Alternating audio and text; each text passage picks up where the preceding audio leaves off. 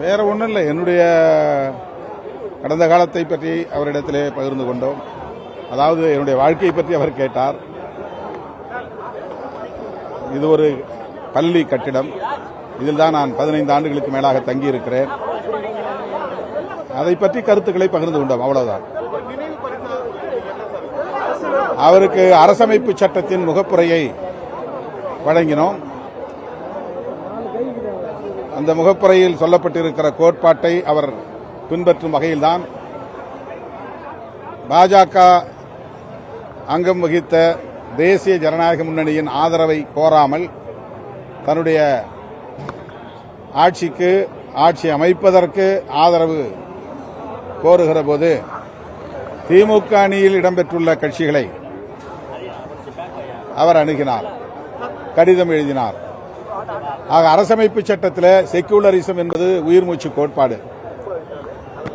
அந்த வகையிலே அவருக்கு நாங்கள் இந்திய அரசமைப்பு சட்டத்தின் முகப்புரையை, அதாவது பிரியாம்பிள் ஆஃப் தி கான்ஸ்டிடியூஷன், அதை அவருக்கு ஒரு பரிசாக வழங்கியிருக்கிறோம்.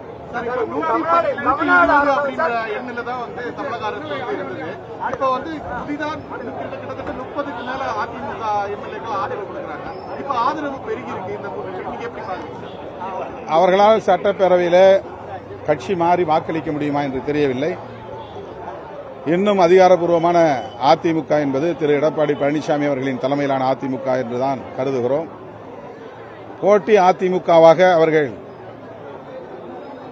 விலகி அல்லது தனி குழுவாக இயங்கும் நிலையில் அவர்களுக்கு விப்பு கொடுப்பது யார், கொறடா ஆணை பிறப்பிப்பது யார் என்ற கேள்வி எழுகிறது. திரு எடப்பாடி பழனிசாமி அவர்களின் தலைமையிலான அந்த குழுவில்தான் அதிமுகவுக்கான கொறடா இருக்கிறார்.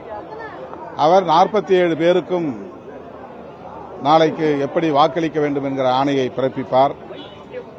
அதற்கு எதிராக இவர்கள் செயல்பட்டால் இவர்களுடைய வாக்குகள் செல்லுமா, இவர்களின் பதவி நீடிக்குமா என்கிற கேள்விகள் எல்லாம் எழுகின்றன. இந்த பேரவைத் தலைவர் தான் அதை முடிவு செய்வார். எனக்கு தெரிந்த வரையில் அவர்கள் பெரும்பான்மையாக இந்த கட்சியிலிருந்து ஒரு குழுவாக தனித்து இயங்கினாலும் கூட அவர்களுக்கான அங்கீகாரம் பேரவைத் தலைவரால் அளிக்கப்படுமா என்கிற கேள்வி இருக்கிறது. எனவே அவருடைய வாக்குகள் செல்லுமா செல்லாதா என்று எனக்கு தெரியவில்லை.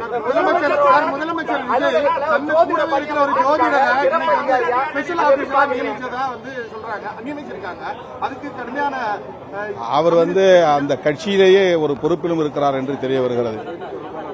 அவர் செய்தி தொடர்பாளர். ஆகவே ஒரு செய்தி தொடர்பாளருக்கு அந்த வாய்ப்பை தந்திருக்கிறார் என்றுதான் நாம் கருதுகிறோம். அவர் கூடுதலாக ஜோசியமும் பார்க்கக்கூடியவராக இருக்கலாம். ஆனால் கட்சியில் அவர் செய்தி தொடர்பாளர் என்கிற அடிப்படையில் அந்த பொறுப்பு வழங்கப்பட்டிருக்கலாம். அதுல இப்ப நாம் ஒண்ணு ஜோதிடத்தை நம்புவது என்பது வேறு, மதவாத அரசியலில் ஈடுபாடு கொள்வது என்பது வேறு. ஜோதிடத்தை நம்புகிறவர்கள் எல்லாம் மதவெறி அரசியலை, வெறுப்பு அரசியலை பேசுவதில்லை. அவர் ஜோதிடர், ஆனால் அவர் அந்த கட்சியின் செய்தி தொடர்பாளர் என்ற தகவலும் உள்ளது. ஆகவே அந்த அடிப்படையில் அந்த பொறுப்பு வழங்கப்பட்டிருக்கலாம் என்றுதான் நான் கருதுகிறேன்.